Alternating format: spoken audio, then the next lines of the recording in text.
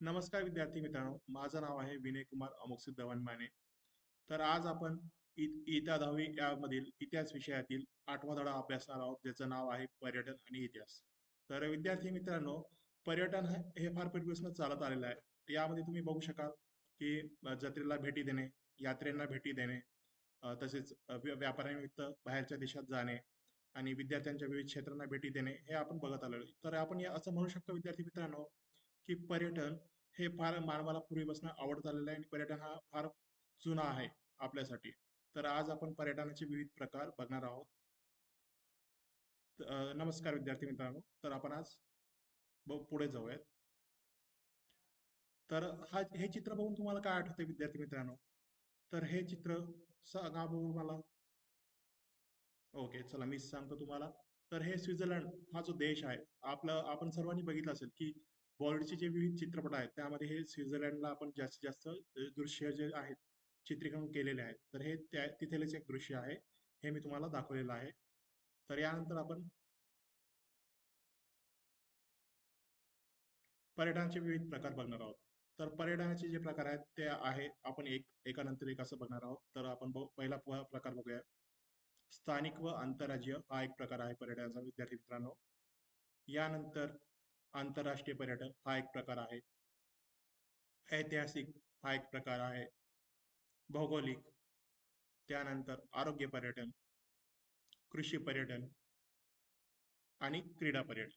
तर विद्यार्थी मित्रांनो, हे पर्यटनाचे काही प्रकार आहेत जे आज आपण या तासामध्ये बघणार आहोत. तर आपला जो पहिला प्रकार आहे तो आहे स्थानिक व आंतरराज्य पर्यटन. तर स्थानिक व आंतरराज्य पर्यटन जो असतो विद्यार्थी मित्रांनो, त्यामध्ये प्रवास हा अतिशय सुलभ असतो, कारण हा देशातल्या देशात आपण करत असतो. एकतर आपल्या राज्यामध्ये किंवा आंतरराज्य म्हणजे आपलं राज्य सोडून दुसऱ्या राज्यात. आता मी महाराष्ट्रात मध्ये आहे, तर कर्नाटकमध्ये आपल्याला जायचं असेल तर हा आंतरराज्य प्रवास होतो विद्यार्थी मित्रांनो. तर तुम्ही बघितलं असेल बऱ्याचदा यात्रेनिमित्त किंवा काही जे ठिकाण असतात तिथे आपण पर्यटनासाठी जात असतो. तर हा प्रवास अतिशय सुलभ असतो.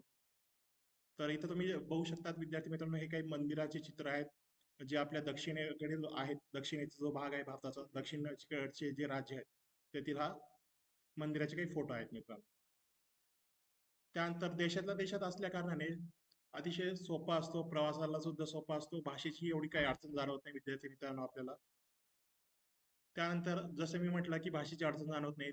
चलन, कारण देशातल्या देशात व आंतरराज्य असल्यामुळे चलनाचं आपल्याला गरज इथं भासत नाही विद्यार्थी मित्रांनो. कारण जर आपल्याला विदेशामध्ये जायचं असेल तर आपल्याला चलन हे घ्यावं लागतं.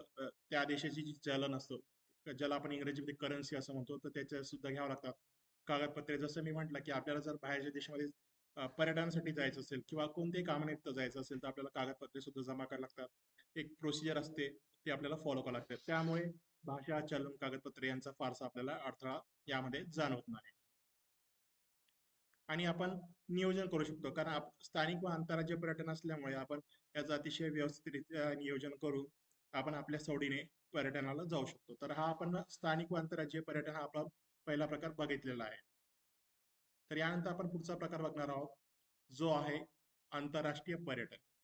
तर आंतरराष्ट्रीय पर्यटनमध्ये विद्यार्थी मित्रांनो, जहाज, रेल्वे आणि विमान यांच्यामुळे पूर्वीपेक्षा पर्यटन सोपे झाले. कारण आपल्याला माहिती असेल की जहाज, रेल्वे आणि विमान यांचा शोध लागण्यापूर्वी पर्यटन हे फार अवघड होतं. पायी जावं लागायचं.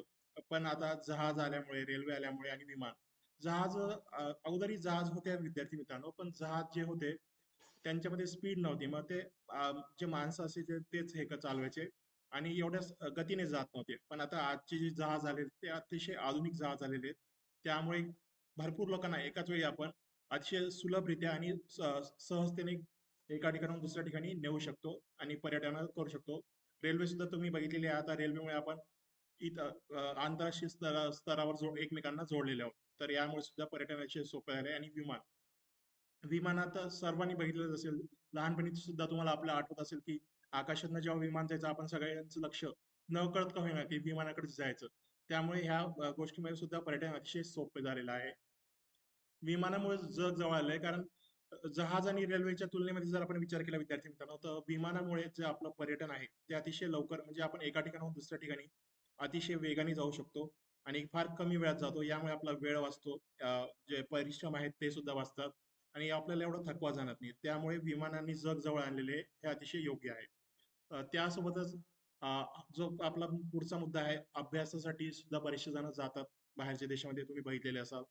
त्याबरोबरच जेव्हा आपण अतिशय काम करून थकलेलो असतो, तर कामाच्या थकव्यामुळे सुद्धा विरंगुळा साठी सुद्धा अनेक लोक विदेशामध्ये जातात. स्थळ दर्शन, आता बरेचसे जे स्थळ आहेत विदेशामध्ये, त्यांना बघण्यासाठी सुद्धा अनेक विद्यार्थी किंवा जे आपले पर्यटक आहेत ते जातात. व्यावसायिक कामे किंवा चित्रपटाचे चित्रीकरण यासारख्या कामासाठी देश विदेशात येणाऱ्या जाणाऱ्या पर्यटकांचे प्रमाण वाढलेले आहे.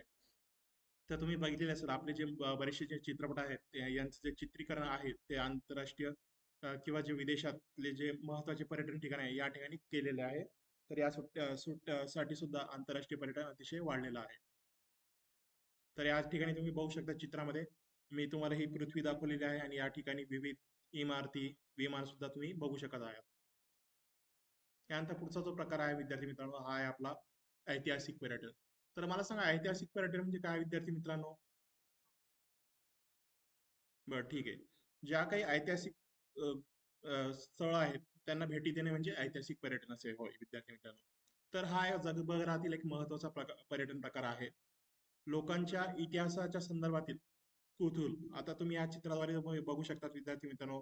येथे तुम्हाला ताजमहल दिसत आहे, इंडिया गेट दिसत आहेत, अ, त्यानंतर लाल किल्ला दिसत आहे. तर अशा वेगवेगळ्या ठिकाणच्या ह्या गोष्टी दिसत आहेत. आणि यामुळे ऐतिहासिक, ह्या सगळ्या ऐतिहासिक ठेवा आहेत आपल्या भारत देशाच्या. त्यामुळे येथे जे पर्यटन होते त्याला ऐतिहासिक पर्यटन असे संबोधले जाते किंवा बोलले जाते. ऐतिहासिक पर्यटन सहलीचे सुद्धा बऱ्याचदा आयोजन केले जाते. यामुळे फायदा काय होतो विद्यार्थी मित्रांनो? तर आपल्याला परकीय चलन मिळतात. कारण परकीय जे लोक आहेत, इतर देशातनं जे लोक आपल्या देशात येतात, त्यांच्या येण्यामुळे आपल्या देशामध्ये परकीय चलन येते आणि आपला जो फॉरेक्स जो आहे तो सुद्धा वाढतो. तर ऐतिहासिक पर्यटन सुद्धा आपल्या देशाच्या दृष्टीने अतिशय महत्वाचे आहे. तर यानंतर आपण पुढचा प्रकार बघणार आहोत, तो आहे भौगोलिक पर्यटन. तर यामध्ये विद्यार्थी होता, भौगोलिक पर्यटन काय आहे? तर भौगोलिक पर्यटन जे निसर्गामुळे तयार झालेले आहेत. आता तुम्ही आपल्या स्क्रीनवर बघू शकता, हे दोन चित्र मी तुमच्या समोर सादर केलेले आहेत. एक चित्र आहे सरोवराचं आणि एक चित्र आहे जे तुम्ही बऱ्याचशा चित्रपटात, खास करून हॉलिवूडचे जे चित्रपट आहेत त्यामध्ये आपण बघितलेले असाल. तर मी असं सांगू इच्छितो की हे पहिलं जे चित्र आहे तर हे आपल्याच महाराष्ट्र राज्यामधील बुलढाणा जो जिल्हा आहे येथील आहे. तर बुलढाणा जिल्ह्यामधील हे लोणार सरोवर आहे. तर यामागची जी पार्श्वभूमी आहे ती आहे, जो उल्कापिंड होते ते आपल्या पृथ्वीवर या ठिकाणी आदळले होते आणि त्यापासून या सरोवराची निर्मिती झालेली आहे. आणि या सरोवराचा जो खासियत आहे, तर हे येथील जे पाणी आपण बघत आहात हे खारट पाणी आहे विद्यार्थी मित्रांनो. यामुळे हे पिण्यायोग्य नाही आणि आपल्याला वापरता येत नाही. अतिशय चांगला सरोवर आहे, मोठा आहे आणि येथे सुद्धा बरेचसे लोक भेट देतात सहलीच्या माध्यमातून. आणि दुसरे चित्र आपण बघत आहात, हे आहे इजिप्त मधील पिरॅमिड्सचं. तर हे इजिप्त मधील येथील आहे. त्यानंतर आपण पुढचा प्रकार बघणार आहोत, तो आहे आपला आरोग्य पर्यटन. तर मला सांगा, आरोग्य पर्यटन का आलं असेल मित्रांनो आपल्या देशामध्ये? तर आरोग्य पर्यटन येण्यामागे जी काही कारण आहेत त्यामधील पहिलं कारण जे आहे, भारतातील ज्या वैद्यकीय सुविधा आहेत त्या पाश्चात्य देश, ज्यांना आपण वेस्टर्न कंट्रीज असे म्हणतो विद्यार्थी मित्रांनो, त्यांच्यापेक्षा अतिशय स्वस्त व दर्जेदार आहेत. कारण तेथे आपण जर गेलो तर तेथे जो जगण्याचा जो स्टँडर्ड ऑफ लिव्हिंग आपण म्हणतो त्याचे रेट फार हाय असतात आणि त्यामुळे तेथील लोकांना त्या सुविधा परवडत नाहीत. आणि त्यांचे इन्शुरन्स सुद्धा जे असतात, ज्याला आपण विमा म्हणतो, ते सुद्धा महाग असतात आपल्या देशाच्या तुलनेत. यामुळे परकीय लोक आता हळू भारताकडे वळत आहेत. यामुळे आरोग्य पर्यटन सुद्धा हा एक महत्वाचा प्रकार झालेला आहे. आणि आज आपण बघतोय की भारतामध्ये आरोग्य पर्यटन फार मोठ्या प्रमाणात वाढ होत आहे त्या क्षेत्रामध्ये. अं, मी जसं सांगितलं तुम्हाला की परदेशी लोक भारतात येऊन राहिले, कारण आपल्या ज्या वैद्यकीय सेवा आहेत त्या स्वस्त तर आहेतच, पण अतिशय सुविधा चांगल्या देतात. आणि आपल्याकडे जी केअर केल्या जाते पेशंटची, ती त्यांच्या देशामध्ये एवढे होत नाही. हे एक सुद्धा एक प्रमुख कारण आहे. आणि भारतामध्ये मुबलक सूर्यप्रकाश, कारण विद्यार्थी मित्रांनो, जे वेस्टर्न कंट्रीज आहेत त्यांच्याकडे सूर्यप्रकाश एवढा नसतो आणि भारतामध्ये सूर्याची जी किरणे आहेत ती लांबवर पडतात आणि आपल्याकडे सूर्यप्रकाश जास्त असतो. यामुळे सुद्धा व्हिटॅमिन डी ची कमतरता त्या तिकडच्या लोकांना होत असते, पण भारतामध्ये व्हिटॅमिन डी ची कमतरता होत नाही. आणि भारतामध्ये जास्तीत जास्त वेळ हा सूर्यप्रकाश असल्या कारणाने ते लोक भारतामध्ये येऊ लागले आहेत. तर ह्या आणि योग शिक्षण, आता योग आपल्या सर्वांना माहितीच आहे विद्यार्थी मित्रांनो. आंतरराष्ट्रीय योग दिन आपण कोणत्या दिवशी साजरा करतो विद्यार्थी मित्रांनो? तर आपण आंतरराष्ट्रीय योग दिन हा 21 जून रोजी साजरा करतो. आणि योग हे आपण भारतानेच दिलेली एक देणगी आहे जगाला. आणि आयुर्वेदिक सुद्धा साठी सुद्धा उपचार जे घेतात विदेशी लोक, त्यासाठी सुद्धा भारतामध्ये योग शिक्षण आणि आयुर्वेदिक उपचार यासाठी ते लोक भारतात येत असतात. तर या ठिकाणी तुम्ही चित्र बघतच असाल. एक डाव्या साईडला जे चित्र आहे त्यामध्ये आपण बघत आहात मेडिटेशन करतायत, ध्यान करत आहेत लोक. तुम्ही बघू शकताय पाणी ठेवलेले आहे आणि तिथे त्या पाण्यावर जे आहेत दिलेले आहेत त्या ठिकाणी हे करतात. आणि उजव्या साईडला आपण पंचकर्म आयुर्वेदिक मध्ये जे आहेत त्यांची जी ट्रीटमेंट चालवलेली आहे बघू शकता तुम्ही. जे विशिष्ट त्यांचं जल असतं त्याद्वारे ते करत आहेत. यानंतर आपण पर्यटनाचा पुढचा प्रकार बघणार आहोत, त्यामध्ये आहे कृषी पर्यटन. तर कृषी पर्यटन हे आजकाल फार लोकांना माहिती नाही मित्रांनो, पण कृषी पर्यटन सुद्धा आता बऱ्याच नावारूपाला आलेलं आहे भारतामध्ये. तर कृषी पर्यटनमध्ये मुख्यत्वे शहरी संस्कृतीमध्ये जे वाढलेले आहेत आणि ज्यांना कृषी जीवनाची अजिबातच माहिती नाही त्यांच्यासाठी कृषी पर्यटन हा नवा प्रकार असला तरी अलीकडच्या काळामध्ये हा फार झपाट्याने पुढे आलेला आहे. तर या ठिकाणी मी तुम्हाला चित्राद्वारे दाखवू इच्छितो. तर ॲग्रो टुरिझम इन इंडिया. तर यामध्ये काय असतं मित्रांनो, जे शेत असतात शेतामध्ये आता बऱ्याच लोकांनी काय केलंय, शेतीमधनं उत्पन्न मिळत बऱ्याचदा असं आपण म्हणतो की शेतीमधनं उत्पन्न मिळत नाही, शेती तोट्याची असते, शेती करू नये. पण आपल्याकडे जे शेतकरी आहेत त्यांनी आता विविध पर्याय पुढे आणलेले आहेत. त्यामधलाच एक महत्वाचा जो पर्याय आहे तो आहे म्हणजे कृषी पर्यटन. कृषी पर्यटनामध्ये काय असतात, जे लोक येतात त्यांना आपल्या शेतामध्ये नेणे, त्यांना विविध पिकं दाखवणे. आता तुम्ही इथे बघू शकता चित्रामध्ये की जे लोक आहेत ते बाईक व सायकलवर बसलेले आहेत आणि सायकलने शेताचा कटका मारत आहेत. यामध्ये त्यांना चुलीवरचं जेवण दिलं जातं, विविध फळे दिल्या जातात, फुले असतात ते दाखवल्या जातात. आणि इथं तुम्ही बघू शकता की बैलगाड्यांनी त्यांना फिरवतायत शेतामधनं. कारण या लोकांना शेतीविषयी अजिबात काही माहिती नाही, ग्रामीण पार्श्वभूमी नसते त्यांची, शहरात वाढलेले असतात, ते इथेच काम करत असतात. त्यामुळे या लोकांसाठी कृषी पर्यटन हा एक महत्वाचा प्रकार आलेला आहे. यानंतर आपण पर्यटनाचा पुढचा प्रकार बघणार आहोत विद्यार्थी मित्रांनो, तो आहे क्रीडा पर्यटन. तर विद्यार्थी मित्रांनो, तुमच्या मनात एक प्रश्न पडला असेल, क्रीडा पर्यटन, क्रीडा आणि पर्यटन होतं का? हो, बरोबर आहे विद्यार्थी मित्रांनो, क्रीडा पर्यटन होतं. तर क्रीडा पर्यटन हा 20व्या शतकामध्ये उदयाला आलेला आहे. जसं की आपण बघू शकता, इकडे मी काही चित्र दाखवलेले आहे आपल्याला. तर यामध्ये तुम्ही बघू शकता की इथे मैदान आहेत, विविध देशाचे झेंडे आहेत, ऑलिम्पिकचा लोगो आपल्याला दिसत आहे, क्रिकेटचं स्टेडियम दिसते आणि स्टेडियम दिसते. तर हे क्रीडा पर्यटनाचं एक महत्वाचं आहे. तर मी जसं सांगितलं, 20व्या शतकात उदयाला आलेला हा प्रकार आहे क्रीडा पर्यटन. म्हणजे यासोबतच जागतिक पातळीवर जे महत्वाच्या स्पर्धा होतात त्यामध्ये आहेत ऑलिम्पिक, विम्बल्डन आणि जागतिक बुद्धिबळ स्पर्धा. तर ऑलिम्पिक स्पर्धा ही दर 4 वर्षांनी भरत असते विद्यार्थी मित्रांनो. आणि यामध्ये विविध देशाचे जे खेळाडू असतात ते सहभागी होतात आणि जे प्रथम 3 येतात त्यांना अनुक्रमे गोल्ड मेडल, सिल्वर मेडल आणि ब्रॉन्झ मेडल हे दिलं जातं. आणि या स्पर्धेसाठी खेळाडू हे कित्येक वर्षापासून तयारी करतात, कारण ही सगळ्यात मोठी स्पर्धा आहे. ऑलिम्पिकमध्ये प्रत्येक खेळाडू हा त्यांच्या देशाला प्रतिनिधित्व करत असतो, रिप्रेझेंट करत असतो. यामुळे प्रत्येक खेळाडूसाठी ऑलिम्पिक स्पर्धा ही अतिशय महत्वाची असते. यानंतर विम्बल्डन स्पर्धा. तर विद्यार्थी मित्रांनो, विम्बल्डन ही जी स्पर्धा आहे ही टेनिस या खेळाशी संबंधित आहे. तर टेनिस या खेळामधील जे महत्वाचे आजच्या घडीला जे महत्वाचे प्लेयर आहेत किंवा जे प्रमुख खेळाडू ज्यांना नाव आलेलं आहे त्यामध्ये आहे रॉजर फेडरर, नोवाक जोकोविच, राफेल नदाल. हे पुरुष मधील काही महत्वाचे आणि नावाजलेले खेळाडू आहेत ज्यांनी टेनिस विश्वामध्ये राज्य गाजवलेलं आहे. तर विम्बल्डन ही स्पर्धा टेनिस प्रामुख्याने इंग्लंडमध्ये होते. आणि ह्याचं जे मैदान असतं ग्रास कोर्ट म्हणजे जे गवत असतं ना मित्रांनो, हिरवं गवत, त्यावर ही स्पर्धा भरवली जाते आणि त्या स्पर्धेला विम्बल्डन म्हणतात. तर टेनिस मधली ही एक महत्वाची आणि प्रतिष्ठित स्पर्धा अशी आहे. आणि जागतिक बुद्धिबळ स्पर्धा. तर विद्यार्थी मित्रांनो, आपण आताच 2025 मध्ये आहोत आणि आपण बघितलेलं आहे की डी गुकेश जो भारताचा बुद्धिबळपटू आहे, तो जग जेता झालेला आहे. आणि सोबतच दिव्या देशमुख नागपूरची खेळाडू आहेत, ती सुद्धा विजेती झालेली आहे वर्ल्ड कप मध्ये, हे सुद्धा आपल्याला माहिती आहे. त्यानंतर आंतरराष्ट्रीय क्रिकेटच्या स्पर्धा, हे सुद्धा एक क्रीडा पर्यटनाचं एक महत्वाचं कारण आहे. तर क्रिकेट क्रिकेट हा जो शब्द आहे आपल्या भारतीयांना फारच आवडीचा आहे. क्रिकेट खेळ सर्वांनाच आवडतो. आजही आपण बघतो की जेव्हा क्रिकेटच्या मॅचेस असतात आणि खास करून जर भारत पाकिस्तान असेल किंवा जर वर्ल्ड कपच्या क्रिकेटच्या स्पर्धा मॅचेस असतील तर सर्व लोक हे आपले काम धंदा सोडून बसतात जवळपास आणि क्रिकेटच्या टीव्ही समोर क्रिकेटची मॅच बघत बघत बसलेले असतात. तर क्रिकेट सुद्धा एक महत्वाचं कारण आहे.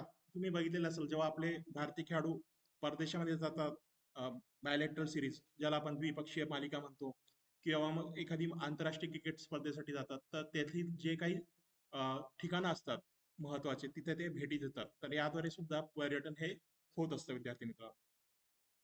त्यानंतर आपण बघितलंय भारतीय पातळीवर जर म्हणायचं झालं तर हिमालयामध्ये कारहालीच्या स्पर्धा या दरवर्षी होत असतात आणि तिथे अनेक स्पर्धक येतात आणि भाग घेतात. आणि तुम्ही युट्यूबवर बघितलं असेल, नाही नसेल माहिती तर आपण युट्यूबवर बघू शकतात विद्यार्थी मित्रांनो.